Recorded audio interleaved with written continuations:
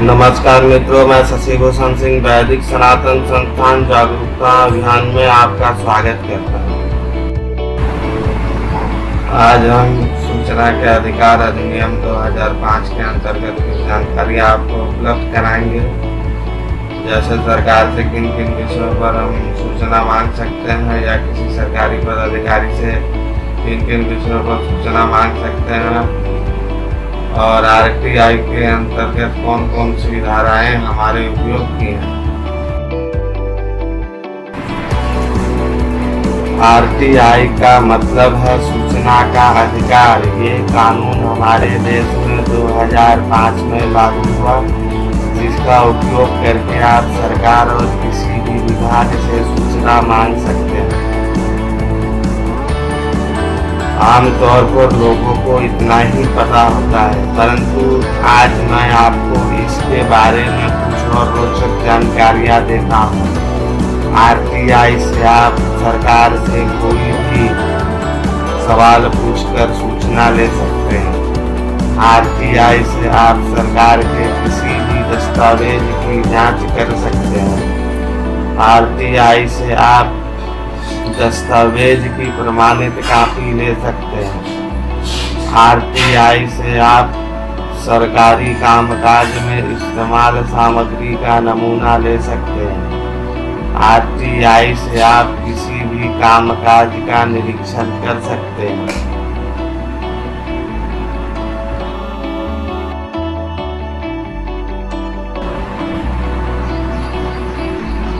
RTI में कौन कौन सा धारा हमारी काम की है। धारा 6(1) आरटीआई का आवेदन लिखने का धारा है। धारा 6(3) अगर आपका आवेदन गलत विभाग में चला गया है तो वह विभाग इसको 6(3) धारा के अंतर्गत सही विभाग में 5 दिन के अंदर भेजेगा। धारा 7(5) इस धारा के अनुसार बीपीएल कार्ड वालों को कोई आरटीआई शुल्क नहीं देना होता। धारा 7(6) इस धारा के अनुसार अगर आरटीआई का जवाब 30 दिन में नहीं आता है तो सूचना निःशुल्क में दी जाएगी।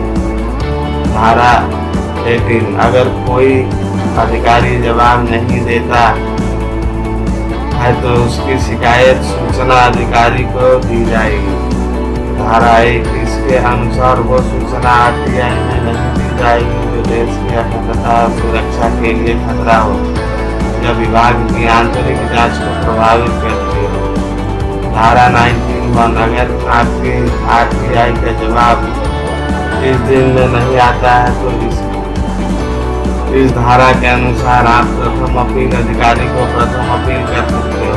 धारा 93 अगर आपकी प्रथम अपील का भी जवाब नहीं आता है तो आप इस धारा की मदद से 90 दिन के अंदर दूसरी अपील अधिकारी को अपील कर सकते हैं। आरटीआई पत्र लिखने का तरीका देखिए। सूचना का अधिकार अधिनियम 2005 की धारा 6(1) और 6(3) के अंतर्गत आवेदन ये लिखना आवश्यक है दोस्तों, क्योंकि कभी कभी पत्र आप गलत विभाग में भेज देते हैं। तो ये जो धारा है ये आपको मदद करती है उसे संबंधित विभाग में 5 दिन के अंदर जिस अधिकारी को ये पत्र मिला है वो भेजेगा, वो इस धारा के अंतर्गत भेजता है। और ये धारा आप को आरटीआई लिखने का अधिकार देता है, ठीक है। तो ये वाला ऊपर में ज़रूर से लिखें। उसके बाद प्रेषक आप जो भेज रहे हैं अपना पूरा डिटेल्स लिखें। नाम आप क्या हैं, आरटीआई कार्यकर्ता आप लिख सकते हैं या नहीं भी लिख सकते हैं, पर जो आरटीआई करते हैं वे आरटीआई कार्यकर्ता खुद से बन जाते हैं, उन्हें कोई बनाता नहीं है। आप आरटीआई करते हैं तो आप आरटीआई कार्यकर्ता हो जाते हैं। उसके बाद अपना एड्रेस लिखना है, पिन कोड लिखना है, ईमेल आईडी अगर है तो लिखना है, फ़ोन नंबर लिखना है, मतलब अपना पत्राचार का पूरा पता देना है, क्योंकि वहाँ से आपको कोई भी लेटर यदि प्राप्त होगा तो वो पोस्टल एड्रेस पर ही आएगा। उसके बाद जन सूचना पदाधिकारी, मान लीजिए आपको उस पदाधिकारी का, जन सूचना पदाधिकारी का 2 पद होता है, पहला पद उसका आपको नहीं मालूम हो तो आप डायरेक्ट जन सूचना पदाधिकारी लिखकर संबोधित कर सकते हैं, और उस विभाग में, जिस विभाग में आप सूचना मांग रहे हैं उस विभाग का पूरा पता लिखें। जैसे जमशेदपुर नोटिफाइड एरिया कमेटी पूर्वी सिंहभूम से हमने सूचना मांगा था, तो इस तरह से उसका एड्रेस दिया। इस विषय में आप लिख दें जन सूचना के अधिकार अधिनियम 2005 के तहत सूचना प्रस्तुत करें। उसके बाद नीचे अपनी सूचना को इस तरह से लिखें, नंबर वाइज नंबर लिखें अपने प्रश्नों को, ताकि वे भी जब जवाब दें तो नंबर बाय नंबर वो जवाब देंगे। ठीक है। उसके बाद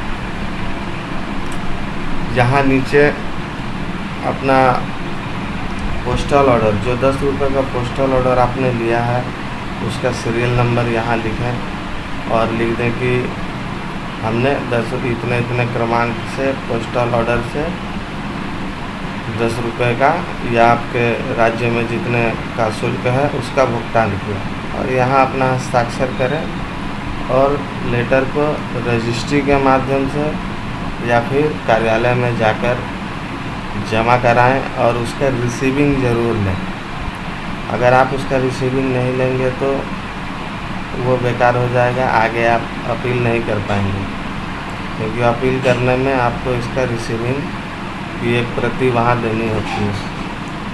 सबसे अच्छा उपाय है कि आप रजिस्ट्री कर दीजिए, आप कार्यालय में जाएंगे, वो लेंगे नहीं लेंगे, बहुत तरह का ड्रामा बतियाते हैं लोग जब RTI उनके ऊपर किया जाता है, तो इससे अच्छा आप रजिस्ट्री कर दीजिए। रजिस्ट्री की जो स्लिप आपको डाक विभाग से मिलेगी वो आपकी रिसीविंग हो जाएगी।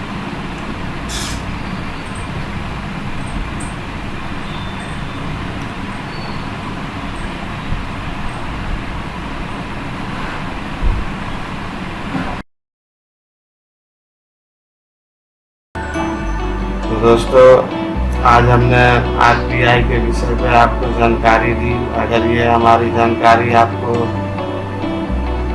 अच्छी लगी तो हमारे वीडियो को लाइक कीजिए, और इस वीडियो को अधिक से अधिक लोगों तक पहुंचाने के लिए शेयर कीजिए। अगर इस विषय पर कोई आपका सवाल हो तो हमें कमेंट बॉक्स में कमेंट कीजिए, और हमारे चैनल को सब्सक्राइब कीजिए, ताकि भविष्य में आने वाले वीडियो आप लोगों तक पहुँच सके।